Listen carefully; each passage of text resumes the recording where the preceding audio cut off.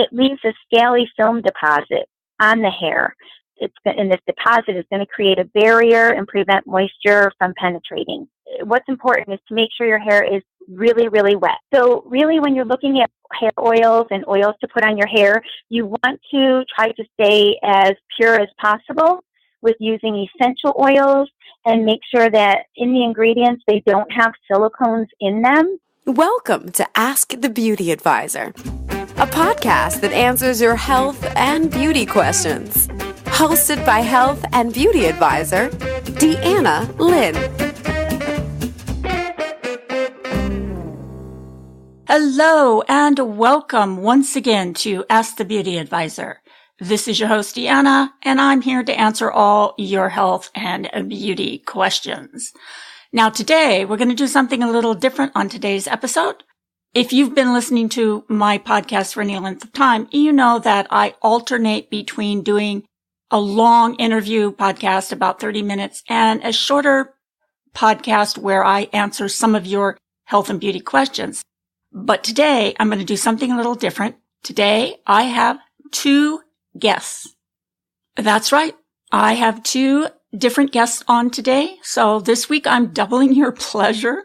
And you are not going to want to miss out on a word of today's episode, because today is a very exciting episode. You're going to learn a lot about hair. I have with me today my healthy hair coach, TheresaToscanoo. Teresa is my own personal hair coach. Yep, that's right. She's a hair coach. She's coached me and helped me address some of my hair problems. My hair right now looks the best it has in years. It's fuller, it's shiny, it's healthy, it's bouncy. It's not so dry and frizzy anymore. And she can help you too. Because on today's episode, Teresa's going to reveal some of her healthy hair secrets. We're going to be talking about things like preventing hair loss, how to properly wash your hair. Teresa can also help you with scalp issues like eczema, psoriasis, dandruff, and she can even help you with those pesky split ends. So stay tuned in, because you're not going to want to miss this interview. But before I bring Teresa on, I'd like to introduce you to a very special lady, Joanie Sigal. Now, Joanie is the host of a podcast called Silver Hair Foxes, and I highly recommend her podcast to you. She talks a lot about health and beauty, and if you like my podcast, you'll definitely enjoy listening to Joanie's podcast. She has a beautiful voice and a very interesting podcast, and I wanted to bring her on today so that you could meet her, hear her voice, and get a feel for her podcast. So without further ado, let me go ahead and bring Joanie on. And then after Joanie, I'm going to jump right into my healthy hair coach interview with Teresa. Well, hey there, Joanie. Welcome to my show, and hi. Nice to have you on today. You just got back from LA. You had an exciting trip to LA. So tell me, do you like LA? You know, I'm a very odd person, Deanna. I actually really like LA. It's crowded, it's noisy, it has a lot of traffic and smog. But I live in a relatively small town in Florida. And while I really like living here, there's so much more vibrancy and life in LA, I think. And I like LA. I think I'm an odd person in that respect, but I like it. Oh, I guess you could say LA can be a very exciting place if you don't mind the traffic, the smog, and the high rent. Well, that's true. Are you in California? I am. Ah. Well, I kind of live in the suburbs of LA. Downtown LA is a zoo. I never go down there, ever. All that traffic, it's a mess down there, and I don't think it's very pretty down there either. But I kind of live in the suburbs, Camarillo, actually Ventura. I was raised in the LA area, though. When I got married, I moved to the Valley, and that's where I started my business. I guess I'm kind of what they call a Valley girl. Oh, my husband was born and raised in LA, and he was a Valley boy. Really? Wow, that's interesting. Yep, you guys probably kind of revolved around the same circles. You never know. Yeah, you never know. That's right. We might have been in some of the same classes in high school or lived in the same neighborhood. That would really be a coincidence, wouldn't it? Well, anyway, Joanie, you went to LA for a special reason. You have 2 new grandbabies. I did. I have 2 sons, and the older one lives in LA, and he and his wife have a 4-year-old. And unfortunately, about 3 years ago, my daughter-in-law's mom passed away from breast cancer. And so I'm the mom. And so when she went into labor with the twins, my son was on the phone saying, okay, you need to basically drop everything and come right now. And so I did that. And for the first day, I kind of took care of the 4-year-old. And then they came home within 3 days of me being there. So then I just would show up really early in the morning and I would grab the babies and send my daughter-in-law off to bed and just play with these wonderful little babies for a few hours while everybody got a little extra sleep. Well, you know what? That is wonderful. Congratulations. Thank you. They are just so cute. Well, I just bet they are. And again, that is fabulous. What a blessing. Joanie, now before we get into talking about your podcast, why don't you first start out by telling the listeners a little bit about you, Joanie? Okay. And one thing I didn't do, and I want to do it right now, is I really want to thank you, Deanna, for having me on your podcast. I listened to your podcast yesterday, and I think it's fabulous. I really, really enjoyed it. Well, thank you. Thank you so much. I appreciate you saying that. Well, pretty much since I discovered my mother's pale blue frosted eyeshadow when I was probably 12, I have been all about makeup, all about beauty, just all about looking the best I can possibly look. I have been singing since I was 4 years old. And fortunately, when I was little and sang, I must have been on tune because nobody said, please don't sing anymore. In fact, they all thought I was just the cutest thing ever. And so to this day, I perform Broadway tunes with a singing partner of mine. So because I'm always putting myself out there in front of people, I just feel like I need to look my very best every single day and always do the makeup and always take it off at night and do the best things I can do for my skin. And I mean, I guess some people could look at me and say that I'm vain, but I just think everybody else has to look at this face. Why not make it the best it can be? I feel exactly the same way you do. Of course, I've been in the beauty business all my life, and I could be a little obsessed. I don't know. Maybe some people have some type of life outside of the beauty world, but not me. What kind of life is that? I'm not quite tracking with that, Deanna. I'm not sure I understand that. I mean, what else is there? You said it. You definitely said it. Well, it does get harder to maintain as you get older, and I think a lot of people just give up. Yep. And if we're ready to segue in, that's kind of one of the reasons I wanted to start doing my Silver Hair Foxes podcast, is because I don't think that we, as women, or men for that matter, should ever stop trying to look our best, no matter what age we are, no matter what weight we are, no matter what type of relationship we are or are not in. Where does that come from? That, okay, now it's okay to look frumpy and wear muumuus all day. And that's what inspired me to start talking on the podcast. And I talk about things like, okay, let's talk about what we're wearing, ladies. And I did one. It was funny because, like I say, I live in Florida. Florida's a retiree state. So I kind of wanted to see, did women of my age, and I'm in my mid-60s, in Los Angeles, did they dress better? And you know what? They do overall. Yeah, I think we're kind of unique in that way. I always hear that from people from back east, that we're more trendy here. But I think maybe New York could be the same way. Have you been to New York? I haven't been there recently to keep, to kind of keep that in mind. And I think you make a very good point. But I think a lot of the reason is because there's a lot of young people in New York, and there's a lot of young people in Los Angeles. And it's not that there aren't older people, but there's a lot more young people there. And so, if I'm going to live in Los Angeles or even visit my son, I'm not going to dress the same way I might dress in Florida. I'm probably not going to wear the coral pants, even though I think I did get rid of them finally. And I'm definitely not going to wear flamingos on my shirt. Well, we are pretty laid back here. But I think one of the main reasons that everybody in LA, besides, like you said, we have a lot of young people here, also has to do with the movie industry. Years ago, the movie industry came out here and they were making movies out here, and people would come to this area, come to Los Angeles, trying to get into the movies.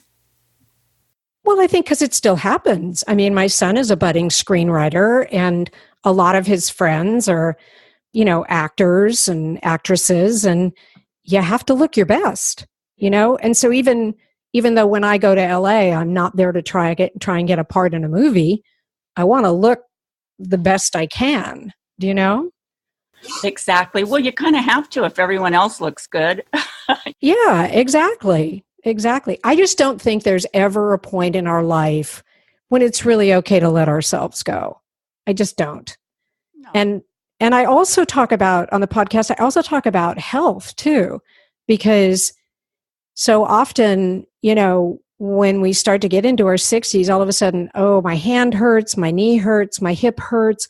And so much of that can be avoided if we stay fit. And I'm not talking about running a marathon, although I have friends that do that. But I talk about walking and a lot about stretching and also, watching what we eat. Unfortunately, we can't eat in our 60s the way we ate in our 20s.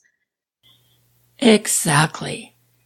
Now, Joanie, your podcast really speaks to women over the age of 50, and you talk about a lot of things that us baby boomers are thinking about and dealing with.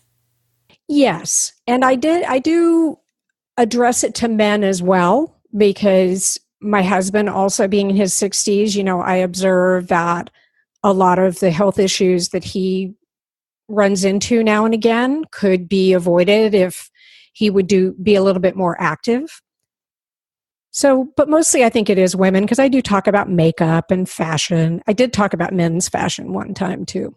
Yes, you have a pretty well-rounded podcast. You talk about a variety of topics there, and I would say that your podcast is almost like a personal journey. Could be. That's a good way to look at it, because it is all about me. And the last few ones, I was definitely talking about, the grandkids and what it was like being in LA and how I threw my back out and had to deal with that while I was there. Yeah, I think so. I think your podcast could definitely be described as a personal journey. I know that one episode you had where you were experiencing one of those self-heating eyelash curlers, and you kind of gave a review on that and brought in your own ideas and thoughts about it. So I would describe your podcast as kind of a personal journey into, shall we say, baby boomerism? I don't know. Oh, yeah. Yeah, because, us baby boomers can totally relate to what you talk about on your podcast. Yes. Well, Joanie, I think you have a brilliant podcast, and I think it's a lot of fun, and you cover a lot of interesting topics, and anybody who enjoys my podcast would definitely enjoy listening to you. So why don't you tell the listeners again the name of your podcast and where they can find it? Thank you. It's called Silver Hair Foxes Podcast, and it's on iTunes. It's also on Stitcher. And the reason I called it that, and if you find my podcast, you'll find my cute little avatar, is because in my mid-50s, I quit coloring my hair. So it's silver. So the avatar on your cover art, is that a characterized picture of you? It looks exactly like me. It's from a photograph of me. Well, okay. You do have beautiful silver hair. Oh, thank you. Yes, I had tried in my 40s to let it go gray, and it was really bad. But then in my mid 50s, I was coloring it so dark. I finally said, I can't stand these white roots anymore. Let's see what it looks like. And it turned out pretty good. I like it. Yes, it did. You're lucky. It turned out to be that really pretty, almost platinum gray. And I think that's so pretty. Thank you. So now, Joanie, before we say goodbye, is there anything else you'd like to tell us about your podcast? Well, thank you again. And you never know what I'm going to talk about each week. It's always different every week. And I was just thinking next time I'm in LA, maybe we can have coffee. Now that would be so much fun. I agree. So let's do it. The next time you're in LA, we definitely will get together. Joanie, thank you so much for being on today. You got a good thing going there, and good luck with your podcast. Oh, thank you. All right. So if any of the listeners out there would like to check out Joanie's podcast, Silver-Haired Foxes, I have a link right in the show notes. It'll go right to Joanie's Apple podcast. All right. Now, without further ado, because I don't want you to miss out on this interview, we got a lot to talk about still. So don't go away. We're going to jump right into my interview with the healthy hair coach, TheresaToscanoo.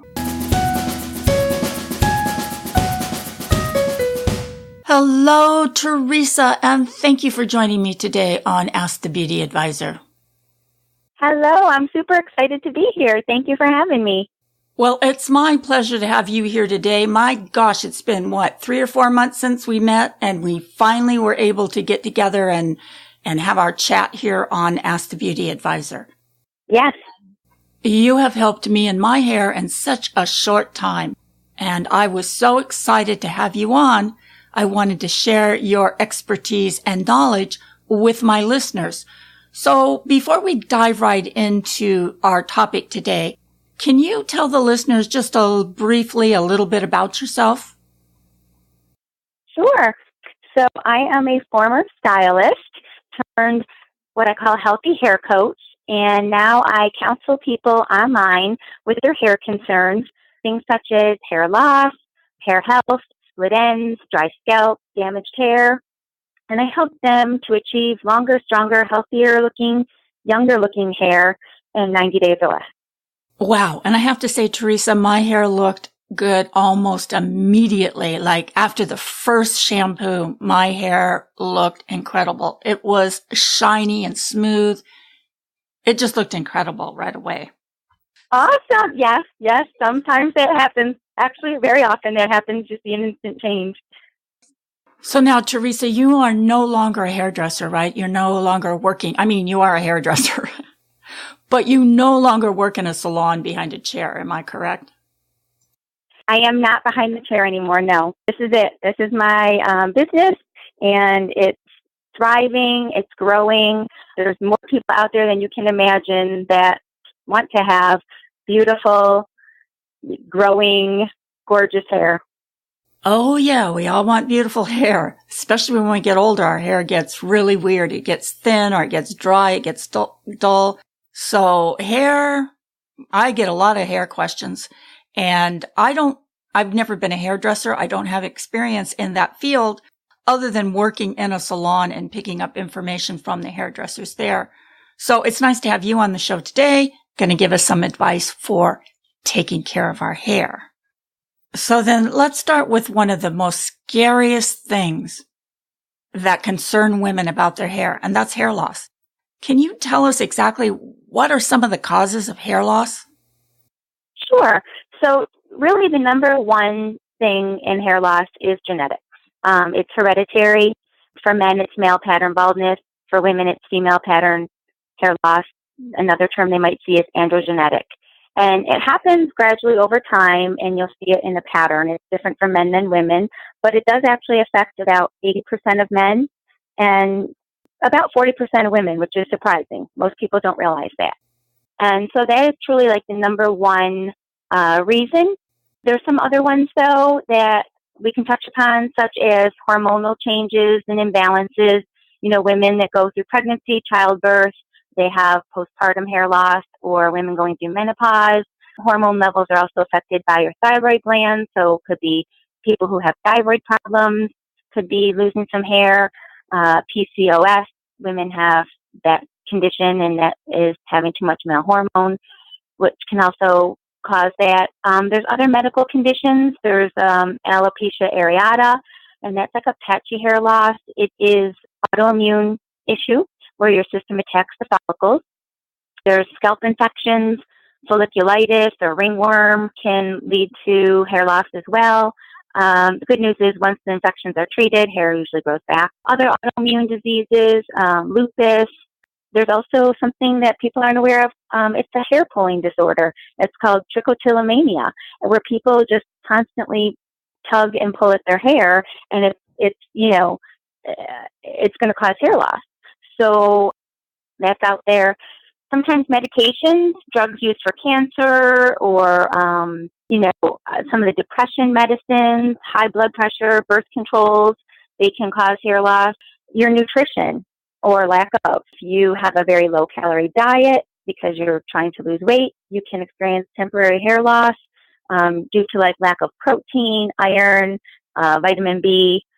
And then there's some other things, miscellaneous things like, sometimes people have a life event that will trigger it, something very traumatic or emotional, and then a few months later after they'll experience some hair loss. It will be pretty sudden. It could be like what we already talked about, excessive weight loss, or maybe like a death in the family, something that shocks their hair cycle. And then another one that is getting more and more common is some hairstyles. It's called traction alopecia, and it's when you wear your hair in a way that it's pulled tight, whether it's in a tight ponytail a lot or in pigtails or cornrows or something like that, braids, tight braids, they can experience traction alopecia.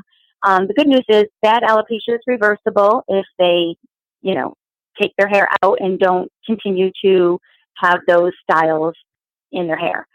So those are a lot of different ones that, are really kind of incorporate most everything. Again, the main one being genetic. And so that's the one people are mostly concerned with. So I'm going to kind of focus a little bit on what happens when people are losing their hair and it's from genetics or it's hereditary. That is, you have follicles that have genetic sensitivity to DHT, and it's dihydrotestosterone, and that is a byproduct of a male hormone, testosterone. And this DHT will shrink the hair follicles and they become miniaturized, shortening like the lifespan of each hair follicle. So your hair, it grows, it sheds, and then a new hair grows. It's like a cycle, right? So DHT will shrink those follicles, and each time a hair grows back, it will be smaller and smaller and weaker and thinner. Eventually, your follicle stops producing hair. But what they know now is that when DHT is suppressed, hair follicles can continue to thrive. So the key here is getting some kind of treatment early when you first realize it's happening, and trying to suppress the DHT, and your hair follicles will begin to enlarge, strengthen, and grow a healthier hair. Because the process happens over a long period of time, if you kind of have proper intervention, the process can be slowed down or even stopped if caught early enough. Theresa, what are some of the things that we could start doing today that could help prevent hair loss? First of all, do what you can to avoid damage to your hair and your follicles, right? This would be limiting your use of high heat tools, hair dryers, straighteners, irons, because the heat will weaken your hair protein. So first and foremost, those are easy things you can try to implement. Cutting down on chemical processes, perms, straightening, bleaching, lightening, this all can cause damage to the hair shaft and weaken the hair. Avoid those tight hairstyles, braids, buns, ponytails, right? So first and foremost, easy things like that to implement. Next is using a healthy hair care product. This is very crucial, especially to that high percentage of people that have the genetic hair loss. You want to keep your hair and your scalp clean for optimal health. So you want to use a product that doesn't have harsh chemicals, has naturally based ingredients.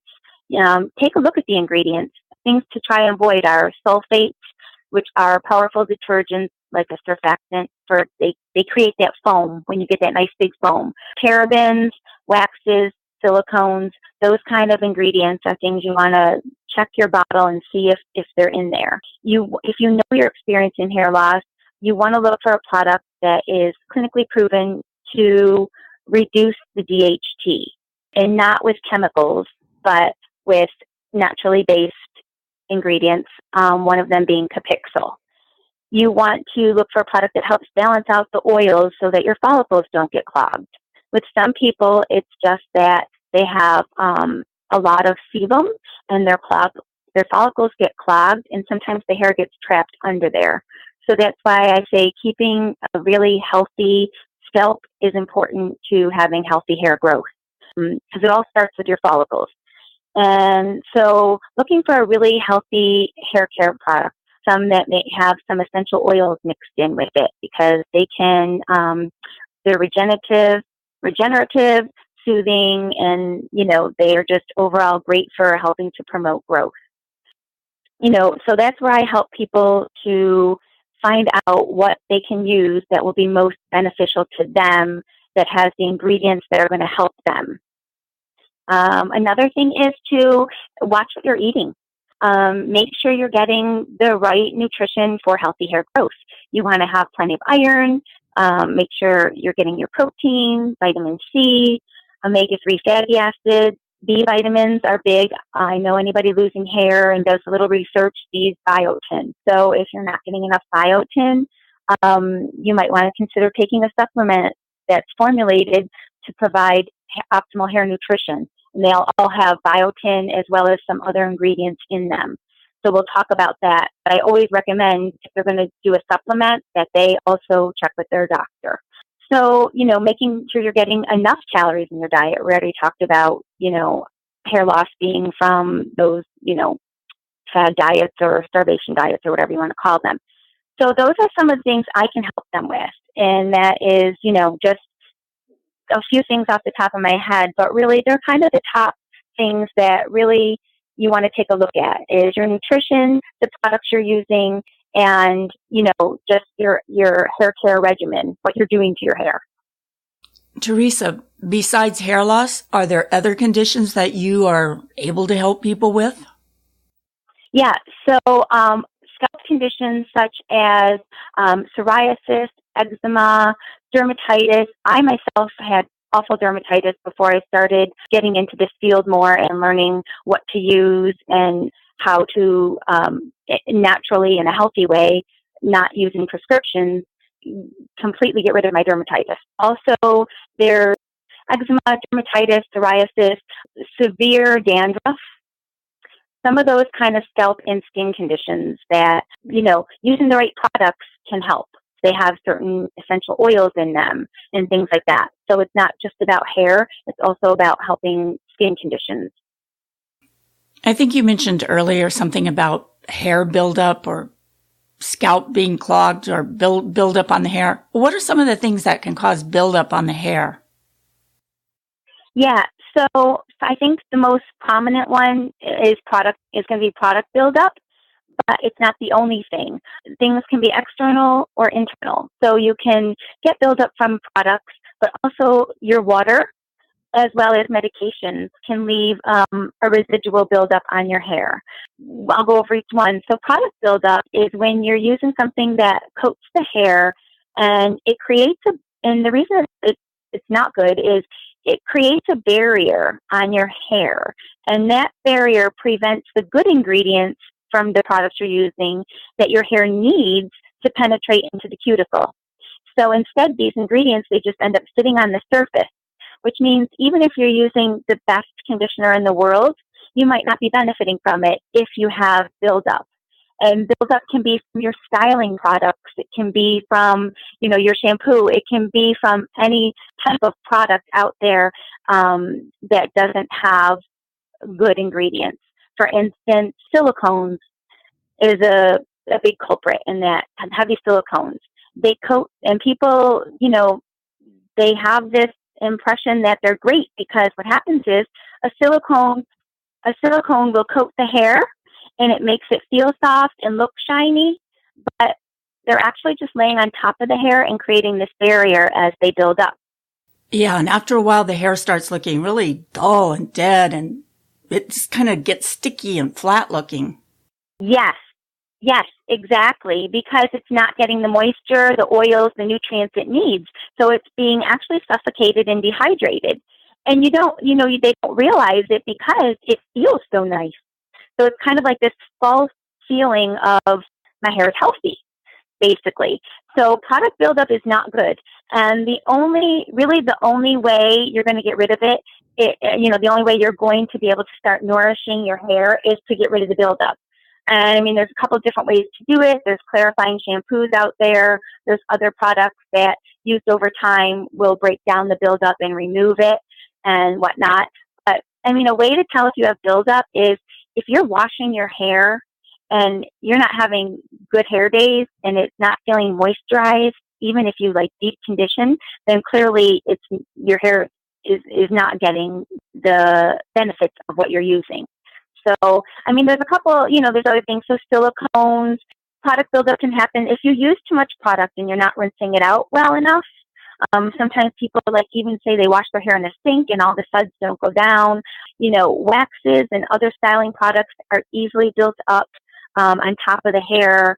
Some people have non-porous hair, and so it's hair that doesn't allow products to penetrate easily, right, if it's non-porous. And so they tend to remain on top and can be built up. So, it could be something like that. And you're going to have to, work harder at it than somebody who has porous hair. So, product buildup is not a good thing. If you have hard water, somebody that moves from having soft water to hard water can use the same product and their hair will be completely different.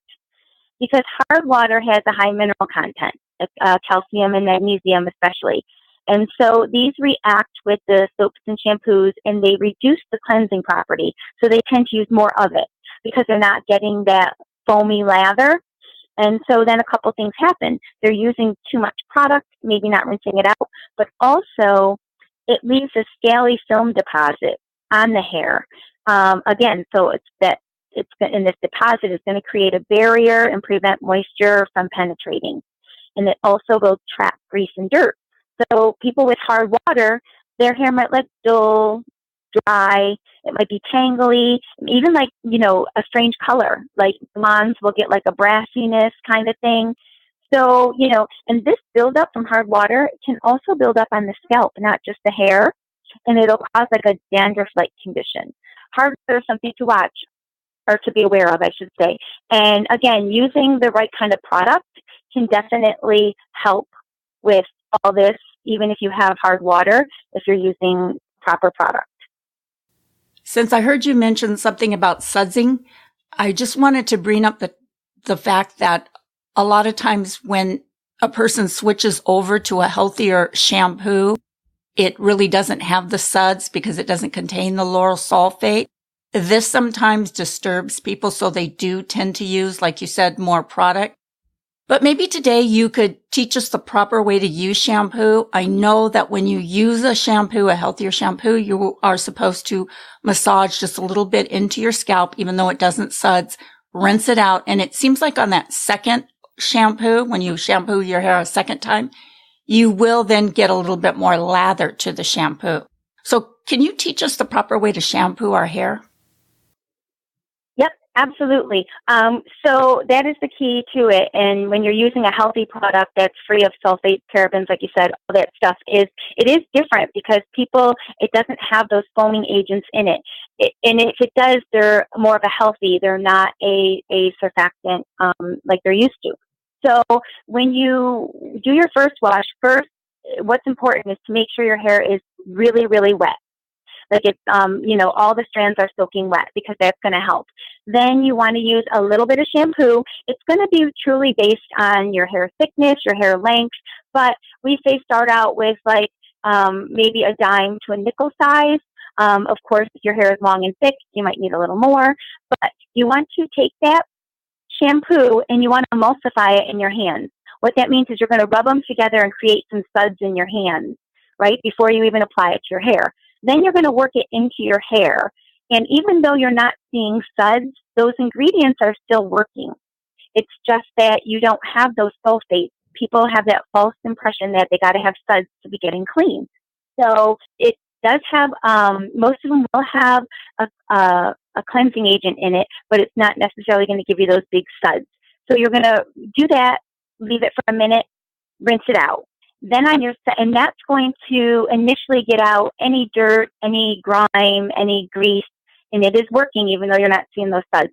The second wash is you're going to really get some suds because now you've gotten all that out on the first one, and you're going to allow that to stay on your hair so those ingredients can penetrate. This is if you're using a healthy product that has ingredients with a small molecular structure that penetrate the hair. Other ingredients in most over-the-counter shampoos and whatnot, their ingredients are not penetrating your hair. They're just simply removing dirt. So you're not really getting a huge benefit from them as far as your hair health. When you're using a healthy product, you want to leave the shampoo on for like a minute to two so that the ingredients can penetrate. You will get the benefit from them. Then you're going to rinse it out, and you're going to rinse really, really well, especially when you're using a product that might have some essential oils built in. And if you're not used to using something like that, you're going to really want to rinse very well. So that is another key. It will also help to avoid any kind of buildup or anything. So that's kind of like, in a nutshell, shampooing when you're using a healthy, naturally based product. Great. Yeah, I think that information right there that you gave us is going to help a lot of people. So now I want to move into these really popular oils that are on the market, like a Moroccan oil. How do you feel about these oils? Are they good for the hair? Yes or no? So when you're looking at oils, there's a difference between feels good and does good. What I mean by that, some hair oils, like a Moroccan oil, they will make your hair feel and look amazing, but they really do little to nothing to help improve the health of your hair. They're really just a temporary fix. And what I mean by that is, a lot of these, they contain silicones that we already touched upon. Moroccan oil, for instance, the first three ingredients are silicones. So these are going to make the hair appear smoother, frizz-free almost immediately, and people are going to think it is the holy grail of making their hair awesome. But silicone molecules, they're too large to penetrate your hair's cuticle, right? They don't penetrate. They essentially just stay on the surface. So with repeated use of using these products, it can build up, and as we talked about, it will repel moisture and nutrients that a conditioner is trying to deliver to your hair shaft. Again, leaving the hair dehydrated and dull and dry. But what do people think is the fix? I have to use more Moroccan oil. So it's kind of like a vicious cycle that they think it's helping because it feels and looks like it is, but really deep down, it's not. So, and then if these silicones are built up from these oils, to get them removed, you have to use a sulfate-based shampoo, which then is not good. Otherwise, they're not going to be removed properly. So really, when you're looking at hair oils and oils to put on your hair, you want to try to stay as pure as possible with using essential oils, and make sure that in the ingredients, they don't have silicones in them, because these oils will nourish the scalp. They will help to exfoliate the scalp, which is going to help with hair loss, keeping that scalp healthy and the follicles healthy. They're going to balance out sebum. It seems counteractive or whatever, but if it's a healthy oil that mimics the body's own oil, such as like Abyssinian, it will balance out the sebum. They can also help to reduce inflammation, and inflammation is also something that can be a cause of hair loss if you have inflammation in your scalp. So looking for a very healthy, pure oil, essential oils, and there are some that are better for the hair and even for hair growth than others. I mean, something like Abyssinian oil has a very small molecular structure. It will penetrate in. There's lavender oil, rosemary oil, peppermint. Some of these are like oils that are really good for hair health and scalp. Right, right. Brilliant. Okay, Theresa, I know that you're in a hurry. You have other obligations today, but before I let you go, I just want to go over one more thing with you, and that would be split ends, because that is a major concern for a lot of people, a lot of us. And I know you found a brilliant solution or a brilliant product for the split ends. Could you briefly tell us about that? There's no other product out there like this. This is a revolutionary new patented technology that it's called nano encapsulation. So it's got billions of little beads, and it's really cool because they target hair repair. So in a nutshell, healthy hair has no charge. It's hydrophobic, which means it repels water. So when you're wetting your hair, you think you're wetting your hair, but if it's healthy, non-damaged hair, it's actually, the hair itself is not getting wet. But when hair is damaged, it becomes an ionic, and it means it has a negative charge. So anywhere there's damage in your hair, there's a little negative charge. Well, these micro capsules also have a negative charge, which means when you put them on your hair, they make a beeline for these damaged areas only. So it's targeted damage repair. They click into place and they form like this 3D repair matrix. And so because they only target these damaged sites, it's not greasy, it's not oily, it's not building up, but it's really cool. And independent tests show that it will repair 100% of split ends 3 millimeters long or under within 60 seconds. You work it into your hair for 60 seconds. It's amazing. And the effects last about 2 to 3 washes, but they're enhanced with repeated use. So if you only wash your hair a couple times a week, you're going to see it, you're going to use it once a week or, twice a week. And then the more you use it, the better more enhanced the results are. And it is instant change. I mean, the split end healing is amazing, but even more impressive is how it will target micro damage along the hair, because split ends you can cut off if you really wanted to, but the micro damage along the hair, to have something that actually targets that and repairs that, it will, completely change everything. This product is really, it's basically, there's nothing like it on the market. It's very revolutionary, as I mentioned earlier. Well, a lot of people out there have hair problems and need help with their hair, like me. So, Theresa, where can people who want some advice on how to take care of their hair find you? Yeah. So they can reach out to me a couple different ways. I am on Facebook. If you look up facebook.com Healthy Hair Coach, they can feel free to call me. My number is 585-749-5902 or text. They can email me, TheresaToscanoo@yahoo.com. So they can call, they can email, they can text, they can find me on Facebook, and then we can have a conversation. And I would love to, learn more about their issues, what they're looking to do, and point them in the right direction to get them some amazing hair. Yep. And she can do it too, guys.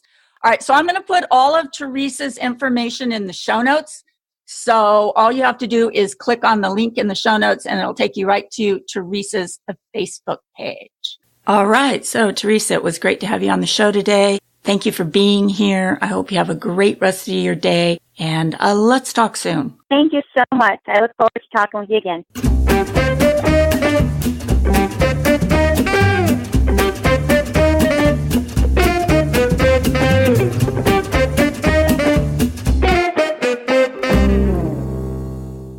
Ask the Beauty Advisor is a part of the Beauty Radio Network.